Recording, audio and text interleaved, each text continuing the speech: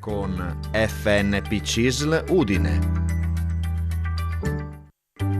in collaborazione con FNP CISL Udine.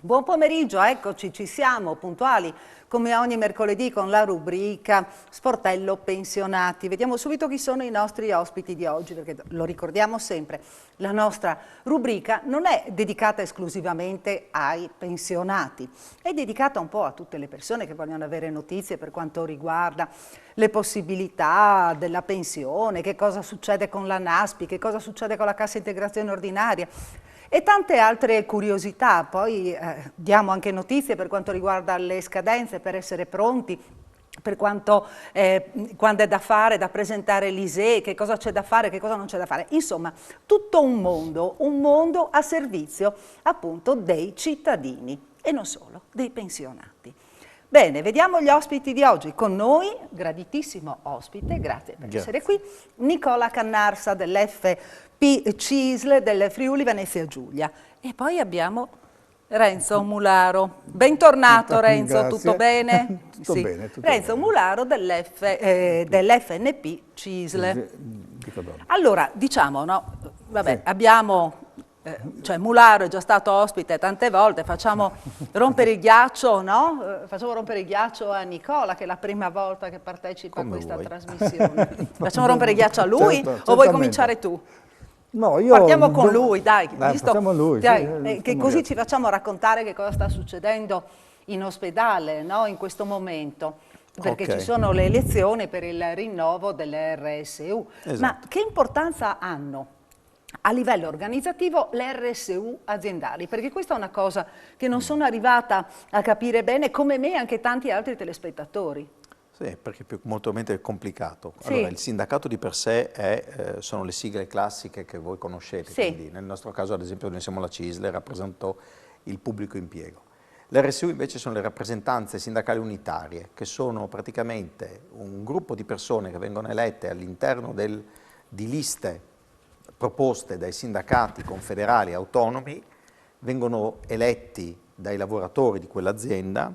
Nel nostro caso l'azienda ASUFC ha 7.700 potenziali elettori del comparto, perché le RSU sono solo del comparto, e con un quorum che del 50% più 1, questi colleghi che hanno dato la loro disponibilità all'interno di liste, quindi nel caso dell'azienda ASUFC ci sono ben 5 liste, compresa la nostra, in base ai voti, in base a un algoritmo, vengono selezionati e ogni sigla avrà un numero di rappresentanti, per un massimo totale, per quanto riguarda questa azienda, di 69 rappresentanti sindacali unitari, cioè quindi facenti parte di questa organizzazione, di questo gruppo, che sono gli RSU. Cosa fanno gli RSU? Ecco, perché qui che interessa, no, il momento che interessa ai L'RSU cittadini. è fondamentale, nel senso che l'RSU è l'emanazione vera di una scelta di ogni singolo dipendente.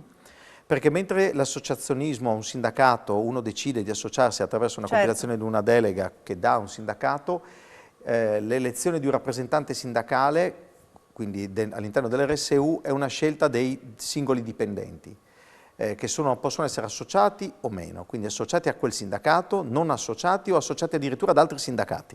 È capitato nella storia che qualcuno iscritto a un sindacato voti il collega che magari si è schierato in un altro sindacato. Questo fa capire l'importanza dell'RSU, che è trasversale nel sistema. Non solo, mentre ogni sindacato di fatto ha una sua idea personale, l'RSU invece ha un'idea mediata. Quindi all'interno di un regolamento... In sostanza porta le esigenze di un gruppo ed è molto vicina ai lavoratori. Quindi se io per esempio posso avere un'idea, come dire, molto più tecnico-politica, l'RSU invece ha una sensibilità diversa rispetto ai problemi che sono di tutti i giorni del proprio colleghi. Ecco, nel caso della sanità questo serve anche per avere il polso della situazione, per garantire i servizi in un certo modo, per aiutare nell'organizzazione, per vedere... Sì, nel senso che l'RSU ha una sensibilità rispetto a più problematiche. Sì. Allora, in un sistema complesso come il nostro vengono votati all'unanimità dall'RSU alla maggioranza i regolamenti. I regolamenti gestiscono la vita dei singoli dipendenti, il regolamento mensa, il regolamento orario di servizio, il regolamento sulla mobilità, ci sono una miriade di regolamentazioni, ma anche necessità impellenti, la qualità per esempio dei servizi che i dipendenti ottengono, ad esempio la qualità del servizio mensa, piuttosto che la presenza senza dei parcheggi, ma anche la presenza per esempio degli spogliatoi in determinati padiglioni. Quindi la sensibilità di un RSU è a 360 gradi rispetto alle problematiche dei lavoratori, mentre per un sindacato diventa una rivendicazione. Quindi sindacato da un lato, RSU dall'altro, mediano e tendono a trovare l'accordo. E comunque il fine ultimo è sempre il bene degli utenti. Sì, questo è perché sempre il fine ultimo non dobbiamo perdere di vista, certo, no? Lo scopo principale. Ma anche perché il miglioramento di qualità dei servizi passa attraverso un miglioramento della qualità del lavoro di tutti i giorni. Se c'è il benessere lavorativo, c'è anche poi una qualità dei servizi erogata di qualità superiore.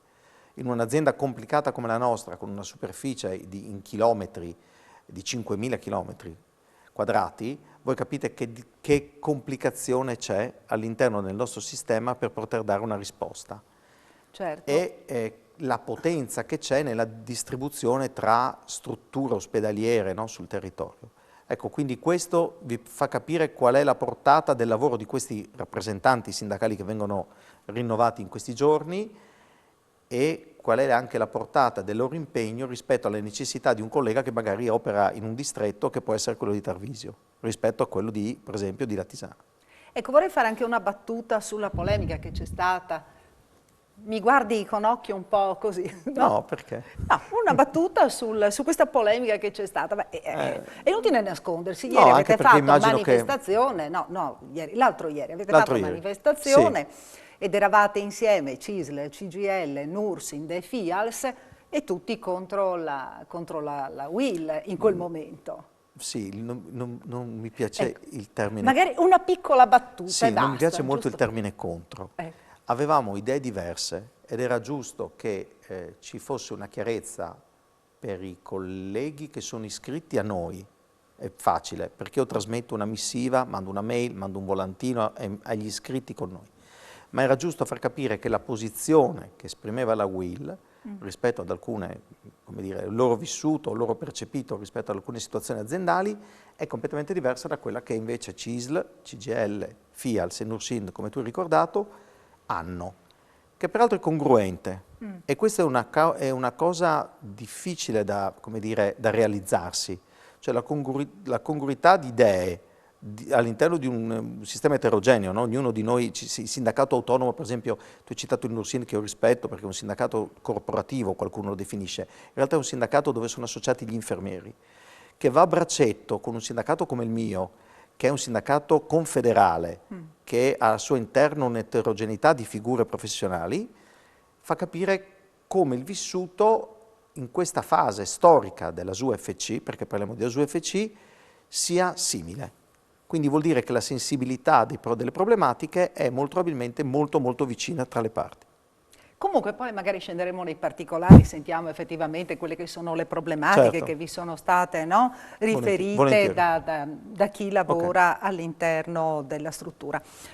Passerei un attimo la palla a Mularo, altrimenti rischia lì di appisolarsi, invece dobbiamo tenerlo sempre pronto, sveglio. Parla molto bene il collega. E poi prende la scena lui altrimenti, quindi bisogna che mi racconti anche tu delle cose, altrimenti Nicola Cannarsa prende la scena. È stato il mio rappresentante sindacale fino a poco tempo fa, quando io sono andato in pensione. Senti, che novità ci porti per questa settimana? Non ci sono grandi novità, E al momento sulle pensioni novità non ce n'è. Sembra che l'argomento sia stato messo in disparte, anche se ho letto un messaggio che domani sono convocati i sindacati per discutere per discutere sul piano economico e finanziario. Spero che in questo rientri anche la riforma delle pensioni, il superamento della legge Fornero, che non è fatta solamente, dal mio punto di vista, prolungare l'APE sociale oppure rinnovare la quota 100 che è diventata 102 e quant'altro. E volevo semplicemente ricordare alle persone che ci sono dei termini di scadenza, fra cui l'assegno unico, che fra l'altro da questo mese, chi ha ricevuto già la busta paga di questo mese, chi riceverà in questi giorni, vedrà che non ci sono sulle prospetti paga gli assegni per i figli minori, e quindi dovrà essere fatta la richiesta dell'assegno unico, che può essere fatta anche direttamente con lo SPID oppure tramite il patronato, previa, la cosa migliore è fare l'ISEE presso un CAF. L'assegno, volevo semplicemente ricordare che è importante che per avere la continuità della corrispondenza dell'assegno unico dal 1° di marzo, la domanda deve essere fatta entro giugno, perché dopo, sono cose già dette, ma comunque le ripetiamo, sono cose già è meglio rinnovare, perché se fai la domanda con luglio, tu avrai l'assegno unico dal mese successivo, da agosto. Renzo, possiamo riprendere il discorso fra un attimo? Dobbiamo farci una piccola pausa, ti dispiace? Sì. Facciamo una piccola pausa? Certo. Va bene? Certo, no, non ci sono problemi. Piccola pausa, ci vediamo, ci sentiamo tra poco, rimanete con noi. Tra l'altro vi ricordo che se volete potete intervenire in diretta chiamando lo 0432 573517 oppure inviare solo SMS a questo numero che è il 351 570 5687. Rimanete con noi, a fra poco.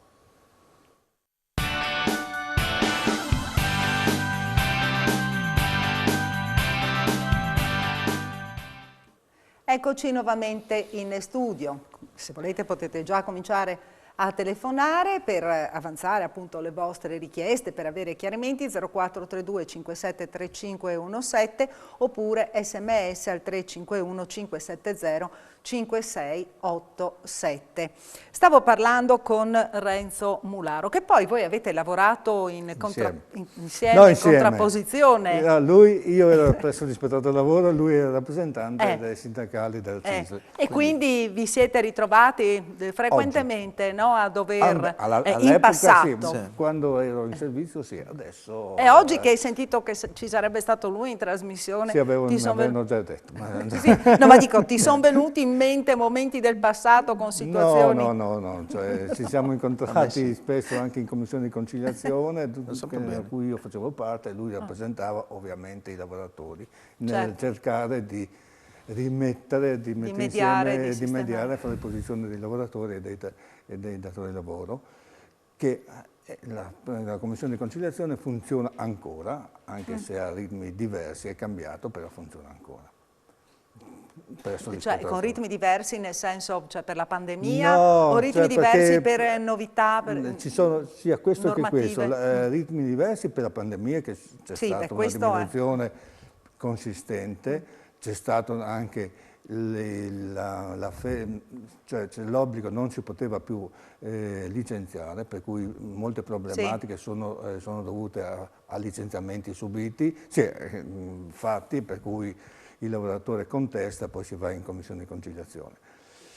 C'era una volta, qualche anno fa, c'era l'obbligo di passare presso questa commissione di conciliazione prima di andare in giudizio. Adesso hanno tolto questo obbligo. Molti avvocati hanno contestato, mi ricordo, hanno contestato questa iniziativa perché, mi ricordo, altri avvocati dicevano che in questa commissione c'era la possibilità per la prima volta di incontrare le parti e discutere sull'oggetto del condanna. Per cui era una prima riunione presso il giudice. Quando arrivavi dal giudice la gente già sapeva, le parti già sapevano la posizione degli avversari e quindi era più facile raggiungere un accordo. Insomma. A Udine c'era comunque una buona percentuale di accordi, per cui toglievi lavoro ai giudici. Ecco. Sentiamo chi c'è in linea adesso. Pronto? Buon pomeriggio, con chi parliamo? Pronto? Sì, buon pomeriggio. Sì, grazie, buonasera. Buonasera. Io sono Fausta. Volevo chiederle se Prego. ho diritto, ho lavorato per un anno, se ho diritto alla NASPI, ad accedere alla NASPI. Per un anno. La Qui NASPI, ci sono due esperti, uno La o l'altro, NASPI- dipende, no? Parla di- lui? Ecco, vedo Nicola, lasciamo dargli Mularo. Dipende un anno, dipende quando è un anno, perché la NASPI deve essere perlomeno 30 giorni nell'ambito dell'anno in corso e comunque ci devono essere perlomeno 13 settimane nel corso degli ultimi 2 anni. Per cui dipende da quanto ha, insomma, da quanto ha lavorato. Ha Avrà detto- la NASPI e il NASPI avrà in percentuale circa la metà la corrispondenza a metà dei soldi, sì, della retribuzione percepita.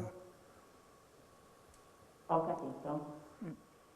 Sì, quindi io non ho, cioè io ho lavorato 6 mesi lo scorso anno e questi 6 mesi. Boh, 6 mesi del scorso anno, 6 mesi sono 6 mesi più Ho di, diritto comunque. certamente, sono più di 13 settimane.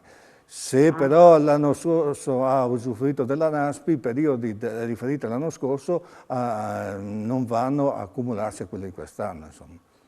Ah no, ok. Però se ha fatto 6 mesi, sono 18 Sì, è sempre a tempo determinato però, cioè nel senso che ho fatto un contratto. Ma il tempo determinato è influente il numero di settimane, che devono essere perlomeno 13, lei ha fatto 6 mesi, quindi ha fatto 18, avrà diritto a 9 settimane di NASPI. Ho capito. Va bene, tutto qua. Va La bene. ringrazio. Grazie buona a lei per serata, aver grazie. chiamato. Prego. Buonasera, Grazie a lei. buonasera. Nicola, rimaniamo a tema sanità, no? Va bene. Tema sanità, quindi le carenze che stanno denunciando appunto i sindacati, le possibili vie d'uscita, perché so che ci sarà un incontro, almeno per quanto riguarda la SUFC, il 13 aprile mi sembra, no? Sì. Sindacati e direzione generale. La domanda è complessa, nel senso che quali sono le vie d'uscita? Le vie d'uscita non passano mai attraverso solo il sindacato, no? Nel senso che il sindacato può avere delle idee, può avere... Il sindacato propone, denuncia, esatto, il sindacato propone. può avere una percezione, il sindacato può dare dei suggerimenti, ma il vero problema è che le nostre aziende sono talmente complesse che passa attraverso una serie di decisioni che partono dal decisore sempre politico. Il decisore politico poi, in questa regione c'è sempre l'accezione che il decisore politico è la giunta regionale, il presidente, il vicepresidente, l'assessore. In realtà poi parte ancora più lontano, cioè dalle decisioni che vengono prese a Roma. In questo periodo c'è il rinnovo del contratto, che è un primo problema. E il rinnovo di tutti i contratti, perché il sistema sanitario si basa su una miriade di contratti. C'è quello del comparto, quello della dirigenza amministrativa e tecnica, insomma, complicato. Dall'altro ci sono invece le scelte che sono gli investimenti, ad esempio sul personale, che è quello che riguarda sempre il sindacato ed è quello che il sindacato predilige, perché è quello che dà le risposte in tempo reale all'utenza. Senza personale non facciamo attività e la nostra attività si basa proprio sull'assistenza e il percorso clinico assistenziale garantito solo dall'umanità. Non ci sono tecnologie che sono in grado di soppiantare o superare questo limite. In un'azienda grande come la nostra, quando mancano 300 dipendenti, che sono i dati del PAL poi, no? Quindi un documento ufficiale dell'azienda, uno non molto probabilmente nell'immaginario collettivo 300 su 7.000 di comparto o 11.000 totali dice è nulla. Che poi mi dicevate che sono stati persi 300 figure negli ultimi 3 anni. Esatto, e 300 figure che poi... quindi non sono state sostituite. Il problema è come sono state perse, no? Qual è l'articolazione? Possono essere 299 infermieri, arriviamo a 300 con una in più, oppure può essere una percentuale diversa tra le varie figure. Comunque, qual è il problema odierno? Non le troviamo sul mercato.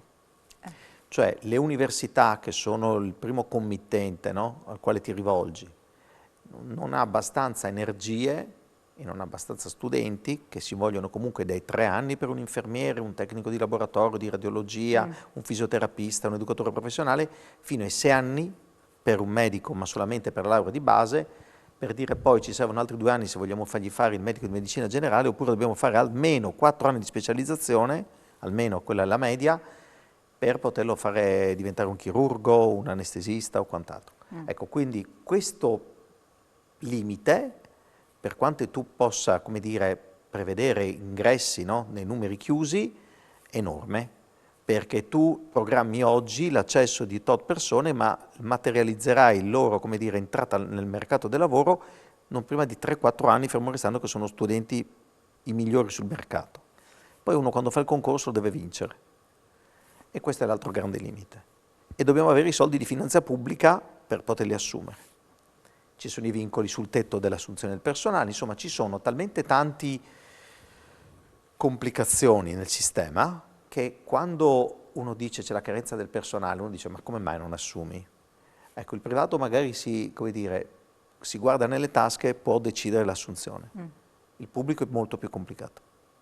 E quindi quando noi ci troviamo di fronte a una trattativa sulle assunzioni è chiaro che ci tremano i polsi. O quando vediamo un documento che è il PAL ci viene l'ansia. Ma questo perché non riusciamo a dare risposte.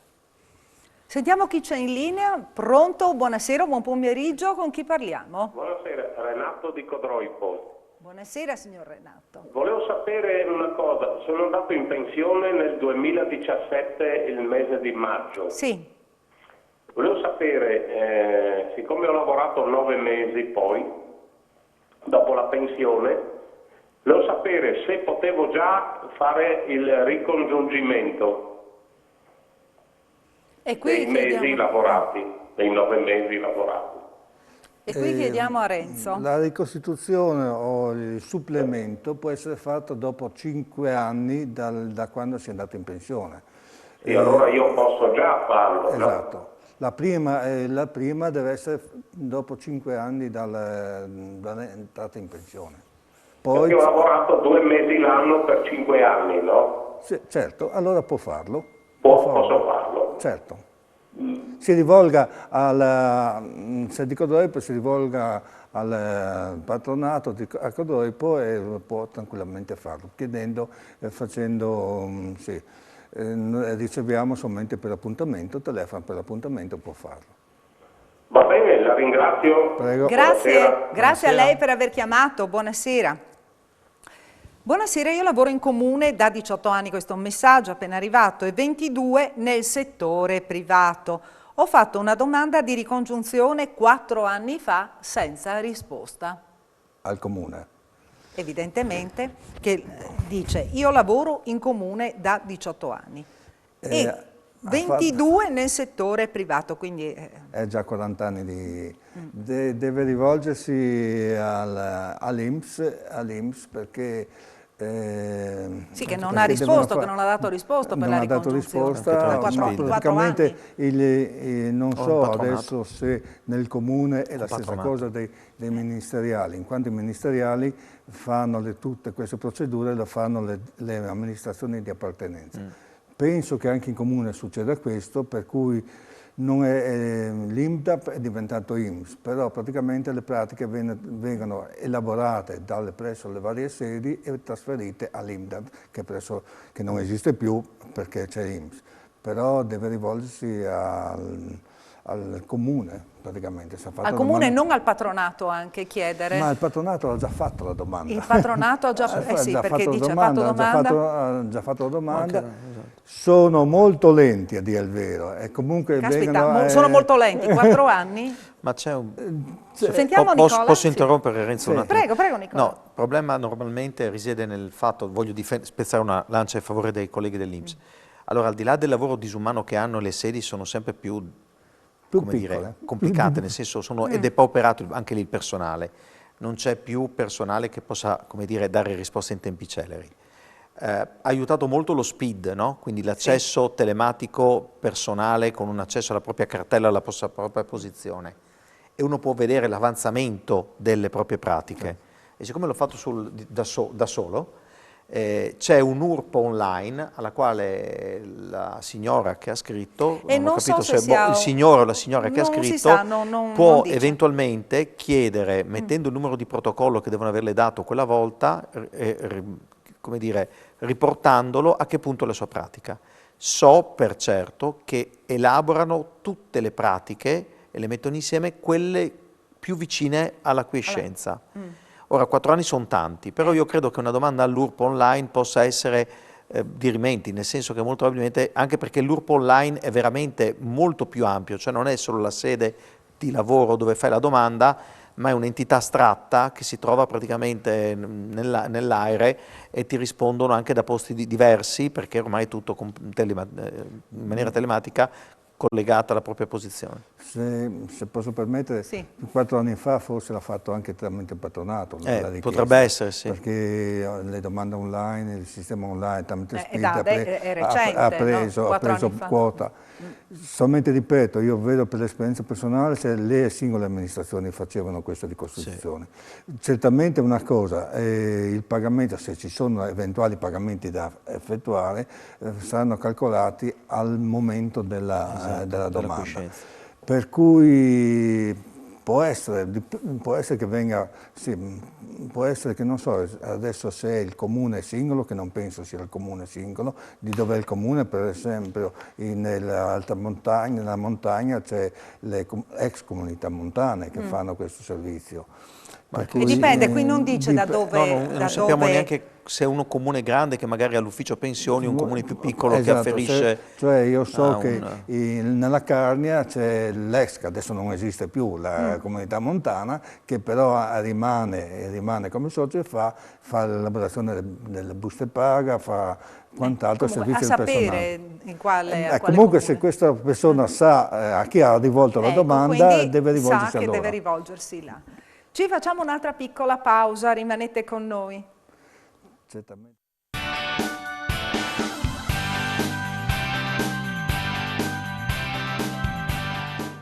Eccoci nuovamente in trasmissione. Renzo, avevi ragione. La persona che aveva scritto prima ringrazia della risposta. Comunque faccio parte della comunità della Carnia e tu avevi detto comunità montana. Quindi deve rivolgersi alla comunità della Carnia. Volevo solo dire una cosa semplicissima. Certo. Volevo ricordare alle persone, utenti, che vogliono, che ritengono di poter andare in pensione perché hanno svolto o svolgono mansioni usuranti oppure per avere diritto all'APE sociale, devono fare la domanda per il riconoscimento di lavoratori che hanno svolto lavori usurante entro il primo anno, l'anno prima di poter andare in pensione. Le scadenze, una scadenza per l'APE sociale c'è già stata, però c'è un'altra scadenza il 15 il 15 di luglio e poi in novembre. A questa domanda l'INPS risponderà di riconoscimento, e riconoscimento se uno è un lavoratore che ha diritto a accedere alla pensione in periodo prima, in pensione anticipata o meno, e dirà anche, entro novembre, dirà anche quando potranno andare in pensione. Queste sono scadenze, cioè non è che uno dice io effettuo un lavoro usurante e vado in pensione, prima deve esserci il riconoscimento da parte dell'INPS, perché sono bisogna prendersi per tempo perché deve passare. È previsto un anno prima, perché sono pensioni che sono a carico dello Stato, per cui lo Stato stabilisce entro l'anno quanto è la culmine di spesa per questi tipi di pensioni, per cui al culmine di spesa corrispondono anche un numero di pensioni, insomma. Questo semplicemente dire, lascio la parola. No, mancano ancora 5 minuti, vedi eventualmente se devi dare ancora delle comunicazioni importanti, perché Nicola giustamente dice in questo momento in ospedale stanno votando. Quindi... Stanno votando, fino alle 22 si vota, alcuni seggi hanno già chiusi. Tutto? Domani. Anzi giusto 3 giorni, sì. No? La parte è fondamentale raggiungere il quorum, no? Come in tutte le elezioni che si rispettino. Avere il quorum vuol dire che il 50% più uno degli aventi diritto è andata a votare e che quindi riusciamo a dare l'organismo per cui i lavoratori sono andati a votare. Non averlo significa ripetere le elezioni fra un mese e dopo di nuovo a una certa distanza, con dei costi organizzativi importanti, ma anche secondo me dei costi etico-morali complicati da spiegare. E in un momento come questo, che cioè la sociale, mettiamola così, no? La società è una situazione complicata, direi che non è una bellissima sensazione neanche da immaginare per uno che fa il nostro lavoro. E per quanto tempo rimangono in carica le RSU? 3 anni. 3 anni. 3 anni. È un impegno importante, non occupa molto spazio ai candidati, sono consci a quello che vanno incontro, c'è gente che lo fa ormai da tanti anni con uno spirito, credo che di servizio, potrei definirlo così, importante, perché è un lavoro che comunque se fatto bene, tra l'analisi dei dati, la documentazione non porta via molto tempo, ma presuppone uno studio almeno costante di materiale, avere un metodo di lavoro, insomma. È una bella esperienza. Abbiamo iniziato quasi tutti così a far sindacato. Ah, quasi tutti? Io ho iniziato così. Beh, provieni anche Io tu? provengo dalla sanità, da un'ex piccola azienda, il Policlinico Universitario a gestione diretta, e la mia prima esperienza sindacale è proprio candidarmi all'RSU, le avevo vinte e poi da lì ho iniziato la carriera sindacale. Ma il tuo lavoro diretto sul campo non ti manca? Beh, io continuo a farlo. No, ma dico, diretto lì come per quanto riguarda... Certo, tu stai facendo... Io lavoro attivamente. Tu lavori in un altro modo, chiaramente. Cioè io faccio 2 lavori, nel senso che faccio il sindacalista da un lato e faccio il dipendente pubblico dall'altro, perché io lavoro a tempo pieno, non ho un distacco sindacale. E quindi per me sono, come dire, uno è il mio lavoro, che è anche una passione, perché chi lavora in sanità ha una passione. E fare il sindacato poi anche quello diventa un qualcosa ancora più profondo di una passione, perché è una cosa che una volta che ti prende ti prende proprio, ti avvolge, poi diventa una cosa interessante con i colleghi. Sentiamo chi c'è adesso ancora, messaggio, vediamo un attimo. Sono una donna, ho 60 anni, ho 19 anni di contributi e non lavoro. A che età andrò in pensione? Con quanti soldi? Se dovessi arrivare a farmi ancora un anno di lavoro per raggiungere i 20 anni di lavoro, di quanto mi aumenterà la pensione? No, deve svolgere ancora un anno di pensione. Deve farlo, no? Perché... Deve farlo perché se non raggiunge 20 anni di contributi non ha diritto alla pensione. Poi la pensione verrà calcolata in base a quanti anni ha detto che ha, avrà. Vediamo a 67 anni la Sono pensione. una donna, ho 60 anni, 19 di contributi. E non andrà in lavora. pensione a 67 anni e con 20 anni di contributi, perché altrimenti non ha il diritto alla pensione. E quindi... Ecco, c'è una richiesta analoga, ecco, ringrazia. Volevo chiedere se per mia moglie, che ha 19 anni e 6 mesi di versamenti, conviene farsi licenziare, non hanno lavoro, o licenziarsi e pagare i contributi volontari per arrivare ai versamenti. Grazie mille. Ai 1040 versamenti. Lì può raggiungere 20 anni di contributi anche con versamenti volontari. E se conviene o non conviene, lì bisogna valutare. Bisogna no? fare i calcoli singolarmente, perché dipende. I contributi volontari sono calcolati in base alle ultime retribuzioni, per cui neanche non sono in grado di dire quanto viene a costare. 6 mesi o E un bisogna anno. vedere a tavolino, lì Bisogna non, a tavolino non puoi dirlo così. In no? base alla retribuzione che ha adesso la persona. Certamente deve farlo, perlomeno se viene licenziata si deve farlo. Devono fare i loro conti, no? È inutile che... Quindi andare dal patronato, portare tutte le carte e farsi fare un po' di valutazioni. Il patronato, non so io come la ditta, perché se c'è un licenziamento, a parte il fatto che c'è il licenziamento, potrebbe essere, c'è anche la NASPI che... E quindi andrebbe avanti per avanti, dipende anche di quanto avrà la NASPI, perché al massimo di 2 anni la NASPI, perché c'è comunque il carico del periodo, delle settimane di NASPI, come al fondo pensione. Sapete che siamo già arrivati alla fine della trasmissione, il tempo è volato. Non posso fare altro che ringraziare i nostri amici telespettatori, ringraziare i nostri ospiti che ricordiamo essere Nicola Cannarsa dell'FP CISL e ricordiamo anche e ringraziamo Renzo Mularo dell'FNP CISL. Lo ringraziamo per il grande lavoro che stanno facendo i volontari dell'FNP. Sono uno dei tanti. Ecco, uno dei tanti. Grazie Renzo. E ci vediamo mercoledì prossimo, mi raccomando, puntuali alle 18:15. Arrivederci alla prossima settimana. Arrivederci. Arrivederci. Grazie.